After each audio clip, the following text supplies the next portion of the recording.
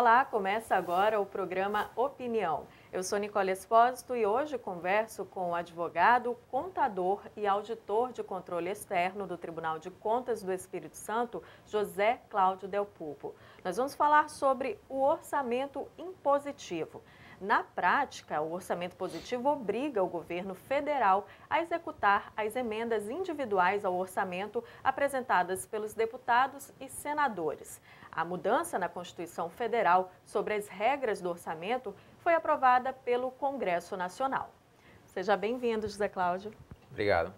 Bom, na sua avaliação, e com base em toda a discussão, essa matéria tramitou no Congresso durante vários anos, foi apresentada em 2010 até a sua aprovação agora no início de 2015. Quais seriam as vantagens e desvantagens do orçamento impositivo?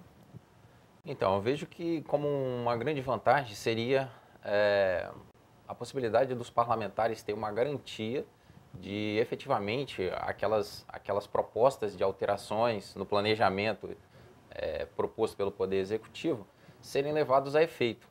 Ou seja, não simplesmente eles têm todo um trabalho de planejamento, de desdobramento das suas ações para ver efetivamente chegar à população atendimento das suas necessidades e não ser levado a efeito pelo governo federal na hora de repassar esses recursos e efetivamente aplicar aquele recurso que foi destinado pelo parlamentar. Antes o governo ele tinha a prerrogativa de selecionar as emendas que ele iria executar ou não. Exatamente. Isso? Na verdade, o orçamento ele é uma lei e ele tem a prerrogativa de ser uma lei autorizativa e não uma lei impositiva. Então, o orçamento representa um planejamento e aí todas as ações que estão ali inseridas, elas dependem de uma predisposição do governo em determinar o que efetivamente vai ser cumprido, executado ou não.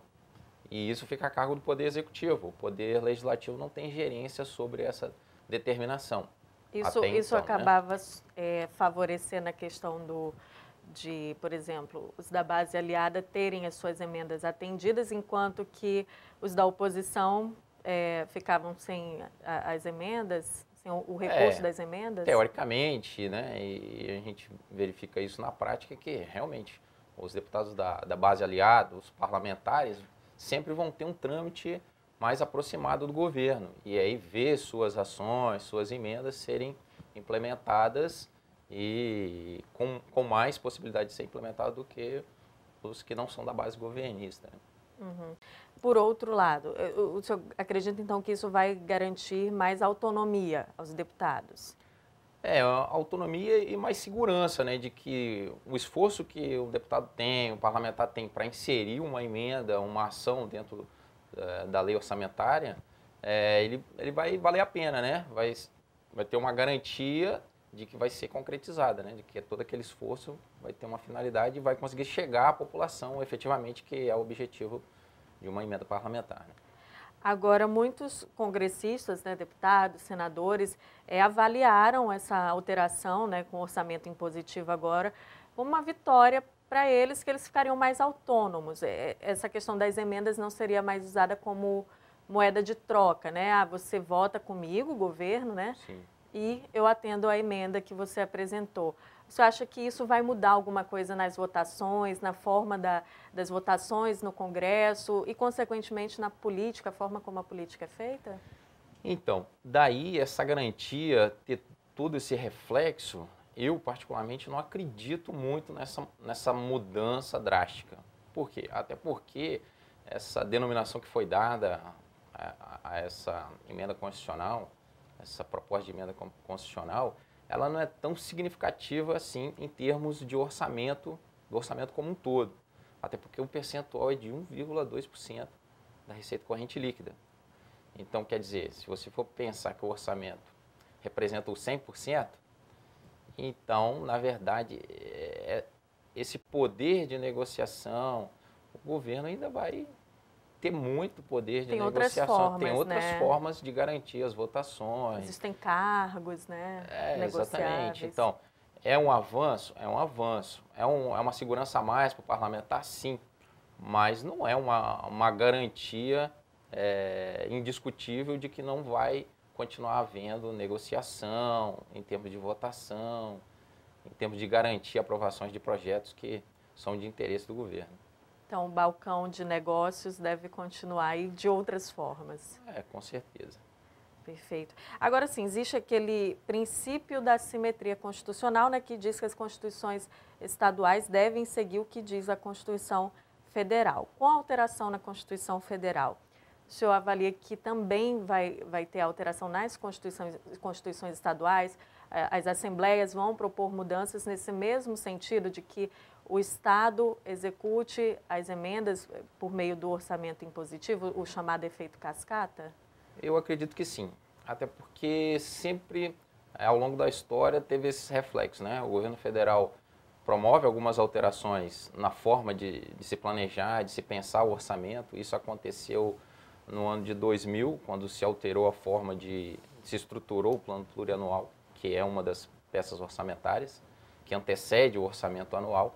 E isso foi replicado nos estados e municípios, essa forma de se planejar o orçamento. Então, a história demonstra isso, que se concretizando essa emenda constitucional na Constituição Federal, fatalmente as assembleias estaduais e muito provavelmente os municípios vão promover alterações semelhantes, os legislativos vão promover essas alterações para ficar em simetria com o governo federal.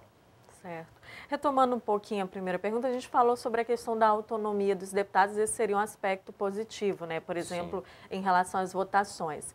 Mas em termos de aspectos negativos, o que você acha que pode ter de reflexo nesse sentido?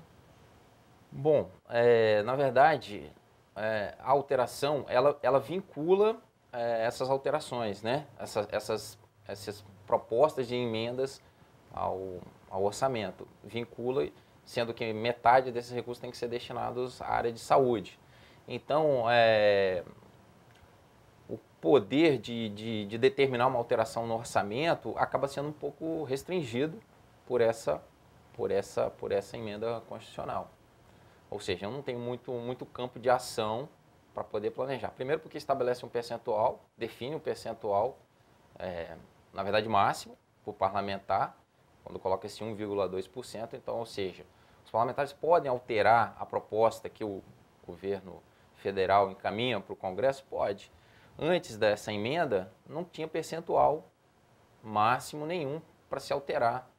E eu podia alterar em qualquer área que está lá estabelecido na lei orçamentária. Podia entregar agora o recurso da emenda para qualquer área. Não tinha área, obrigatoriedade de metade ser para a área da saúde. Exatamente. E também não tinha um percentual máximo a ser respeitado.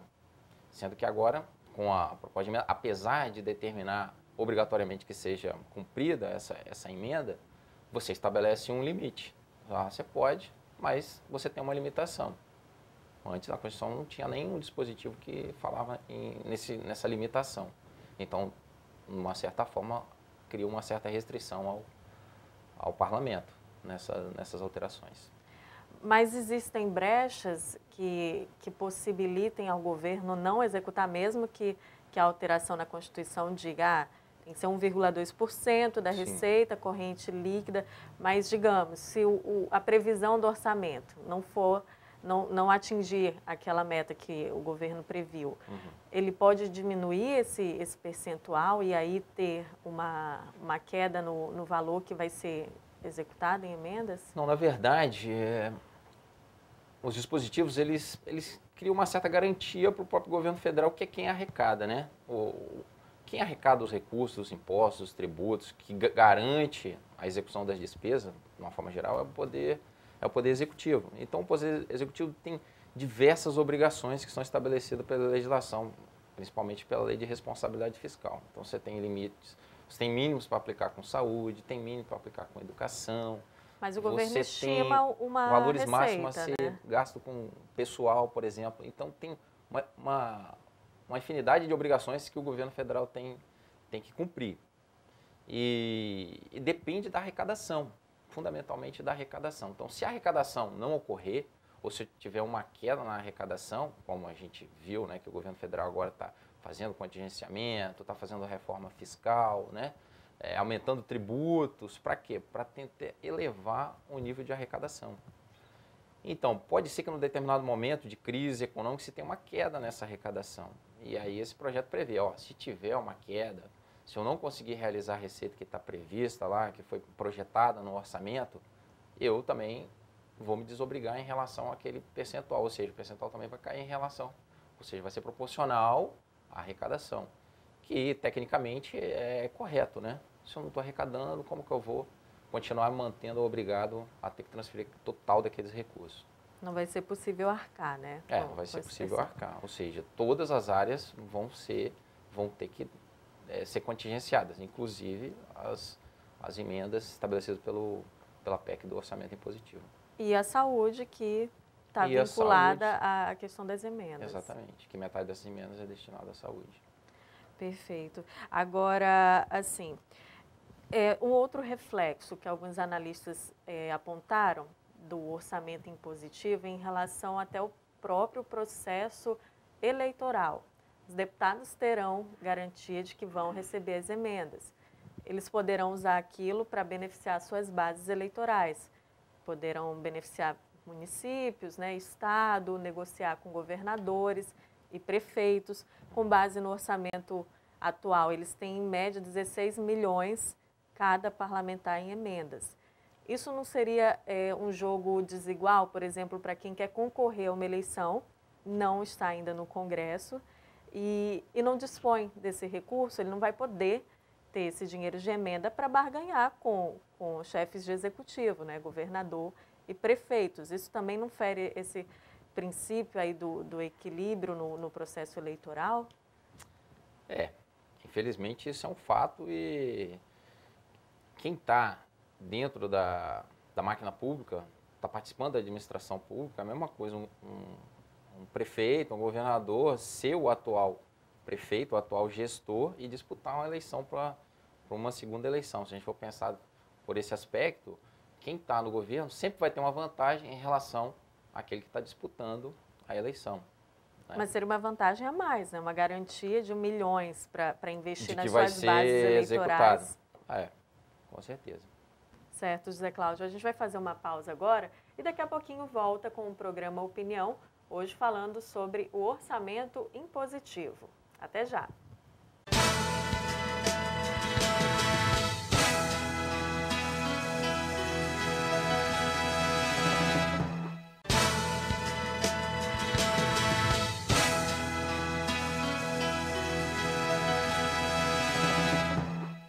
Estamos de volta com o programa Opinião. Hoje a gente recebe o advogado, contador e auditor de controle externo do Tribunal de Contas do Espírito Santo, José Cláudio Del Pupo. Nesta edição a gente fala sobre o orçamento impositivo, né, que prevê que o governo federal execute aí as emendas ao orçamento apresentadas por deputados e senadores. Um aspecto desse orçamento impositivo com essa obrigação, você acha que isso pode abrir margem para que esses recursos destinados a emendas sejam usados, digamos, de forma inapropriada, para que se formem esquemas até de corrupção entre esses parlamentares e o dinheiro onde ele vai chegar, lá na ponta, para onde ele vai destinar esse recurso? Em se tratando de corrupção, né, e de criatividade para se burlar as leis, tudo é possível, né? Realmente, se a gente for analisar pelo aspecto de que uma emenda parlamentar destinada no orçamento da União, que são valores expressivos, o orçamento da União tem valores expressivos, tem uma garantia de que vai ser destinado aquele recurso para aquelas emendas, é possível que haja realmente acordo, conluio com uma base de políticos mal intencionados, né? Precisa frisar isso. Então, políticos mal intencionados podem fazer acordo com algumas empresas e de que, se eu tiver uma garantia de que realmente o recurso vai chegar, e se fazer conluios com fornecedores, com prestadores de serviços, e isso virá parte de uma negociação com os parlamentares, né? Você acha também que, dessa forma, pode-se reforçar a figura do que muitos analistas chamam de o vereador federal, que é o parlamentar, o deputado, o senador eleito, né, que vai para o Congresso representar o Estado, mas ele se empenha muito mais em angariar recursos para as suas bases, né, eleitorais, os municípios, né, que o apoiaram, a região do Estado que o apoiou, do que propriamente de pensar políticas para o país, porque ele está lá, obviamente, eleito por um Estado, representando o Estado, mas ele tem que pensar políticas para a nação e não somente para o Estado dele. E nesse caso, o parlamentar ele fica muito focado em destinar os recursos, em aplicar recursos nas suas bases, em detrimento de pensar realmente políticas que vão beneficiar o país inteiro? Primeiro eu acho que a gente tem que confiar no sistema, né? Porque é o sistema legislativo que a gente tem, né? A eleição, voto direto, então os parlamentares que estão lá é porque a população os elegeu. Então, se a gente pensar dessa forma, eu acredito que a gente não estaria acreditando no sistema, né? É possível que isso aconteça? É possível. Uma parcela talvez possa pensar dessa forma, mas também eu acho que a gente tem que acreditar no sistema, que o parlamentar está lá e ele tem que saber das suas responsabilidades, ele tem que ter noção do que ele das suas atribuições, da relevância do seu cargo, do cargo que ele está exercendo, né, para o país, não apenas para aquela região, para aquele município que acabou sendo utilizado ou necessário para a sua eleição. E penso também que não é só o orçamento, a participação do parlamentar no Congresso não é só o orçamento, não é só a votação do orçamento. Então, a gente chegar ao ponto de afirmar que o orçamento positivo, essa PEC, essas emendas individuais dos parlamentares vai estar contribuindo para que isso se propague ou que isso se consolide, eu acho que não é muito relevante em termos de discussão parlamentar, de aprovação de legislação, né, de participação no Congresso como um todo. Até porque isso é uma parte das atribuições do Congresso, né? É óbvio que é bastante relevante, mas não é a única forma de atuação dos parlamentares. O senhor avalia que existe a possibilidade de essa alteração na Constituição aprovada pelo Congresso ser questionada judicialmente? Porque alguns especialistas avaliam que, por exemplo, o orçamento impositivo ele fere o princípio da harmonia entre os poderes, uma vez que, como os deputados não, teoricamente, estarão mais obrigados a votar com o governo para terem suas emendas aprovadas, isso aí acabaria gerando muitos impasses nas votações, ou, por exemplo, porque já existem outras legislações que tratam especificamente do orçamento, né, lei de diretrizes orçamentárias, enfim. Você acha que essas vertentes podem acabar gerando um questionamento judicial por parte do Executivo, que obviamente ficou descontente com o orçamento impositivo? Em direito sempre há possibilidade de se discutir, né? O direito é uma ciência que sempre evolui e que está aberto a discussões. E realmente você tocou num ponto que dá margem a uma discussão jurídica em relação à autonomia, em relação a essa harmonia, e realmente o Poder Executivo vai ficar vinculado, vai ter essa vinculação, essa obrigatoriedade que não tinha antes, né? Então ele pode se sentir realmente prejudicado na sua independência, né, em relação a essa vinculação e questionar judicialmente essa PEC, essas regras do orçamento impositivo. Certo. Agora, voltando a falar em relação à questão da saúde, né? O governo tem um percentual por lei que ele deve investir por ano na área da saúde, mas os conselhos, né, ligados à área, o Conselho de Medicina, repudiou, se mostrou bastante descontente em relação à aprovação da PEC, né, que vai aí realmente garantir os 50% das emendas para a área da saúde. No entanto, esse percentual já vinculado ao que o governo deve aplicar obrigatoriamente na área. A gente sabe que saúde é uma questão que é muito prioritária e precária no nosso país.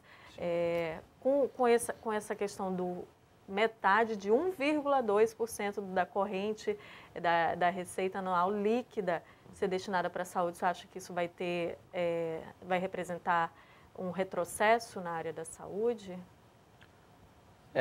Realmente, quando você pensa que você vincula, você estabelece um percentual, mas esse percentual vai ser computado naquele mínimo que eu tenho que transferir. Então, sob esse aspecto, e sendo a receita corrente líquida, na verdade a receita corrente líquida é aquela que efetivamente o governo, o Poder Executivo dispõe em caixa para fazer as destinações, ou seja, é a receita bruta, mas eu deduzindo as transferências constitucionais obrigatórias para estados e municípios. Então, em se tratando nesse aspecto da PEC, realmente a gente não vai ter um ganho, não vai ter um acréscimo de recursos para a área de saúde. Então, os conselhos de medicina, eles têm razão nesse posicionamento, tem fundamento esse posicionamento deles, porque isso não vai apresentar acréscimo no volume de recursos que é destinado à saúde. Mas, de uma outra forma, você garante esse mínimo, né? O problema também é que quando se fala em mínimo, em aplicação, os governos, os poderes executivos de uma forma geral, eles sempre se preocupam em ir lá e garantir o mínimo. Não há uma preocupação em se prestar ou se melhorar a qualidade ou ampliar o serviço. Mas, olha só, a forma de se raciocinar eu tenho que cumprir o mínimo que está estabelecido para a educação, o mínimo que está estabelecido para a saúde. Se eu cumprir isso, eu fiz a minha parte. Não há uma preocupação com a efetividade do serviço, que seria o essencial, né? Então, os conselhos de medicina têm razão quando estabelecem que realmente não é garantia, eu simplesmente estabelecer um mínimo e que esse mínimo está vinculado e que as emendas do orçamento positivo estão vinculadas à receita corrente líquida e que isso não vai trazer nenhum aporte de recurso para a área de saúde. Então, tem razão o Conselho de Medicina. E, por um outro lado, o Poder Executivo sempre fica muito vinculado aos mínimos. Ele não pensa de uma forma de tentar aumentar a aplicação de recurso, de que seria um patamar dali para mais. Agora, sim, muitos os prefeitos, os governadores se queixam da arrecadação normalmente ficar quase toda para a União, né? E aquilo ali é distribuído. Então, eles reclamam da falta de recursos. Você acha que com essas emendas garantidas, os parlamentares podendo destiná-las às suas bases, isso deve ter, por outro lado, um reflexo positivo? Isso deve refletir em melhorias de serviços para a população, né? Muitas vezes eles destinam, por exemplo, para pavimentação, obras de infraestrutura, enfim. A gente pode ter essa perspectiva de que esses serviços vão ter melhoras? Então, é um outro aspecto, né? Porque, na verdade, as destinações sempre ocorriam, né? Tinha as emendas parlamentares, só que efetivamente o dinheiro não chegava, né? O governo federal não tinha aquela obrigatoriedade de transferir o recurso. Então, quem está na ponta executando, um município, por exemplo, ele ficava naquela expectativa de receber o recurso para poder executar o serviço, ou executar a obra. E aí, muitas das vezes, se programa, faz uma programação, você tem que cumprir toda uma legislação, burocracia, por exemplo, fazer um procedimento licitatório. Como o recurso não chegava, o município não podia fazer um procedimento licitatório, porque eu não tenho o recurso, eu não sei se vai vir um recurso. Como que eu vou me programar para fazer um procedimento licitatório, para fazer uma contratação? Então, isso é uma dificuldade. E aí, às vezes, chegava no final do mandato, lá em novembro, início de dezembro, o governo federal repassava o recurso. E aí você não tinha mais tempo para fazer um procedimento, para contratar, para executar. Então, sobre esse aspecto, vejo com bons olhos o orçamento impositivo. Porque se o governo federal efetivamente está obrigado a destinar o recurso, é melhor para quem está recebendo, quem recebe a destinação, se planejar e conseguir levar a efeito a aplicação daquele planejamento. Receber o recurso, fazer o procedimento licitatório, contratar e executar o serviço ou a obra que foi destinada lá orçamento federal.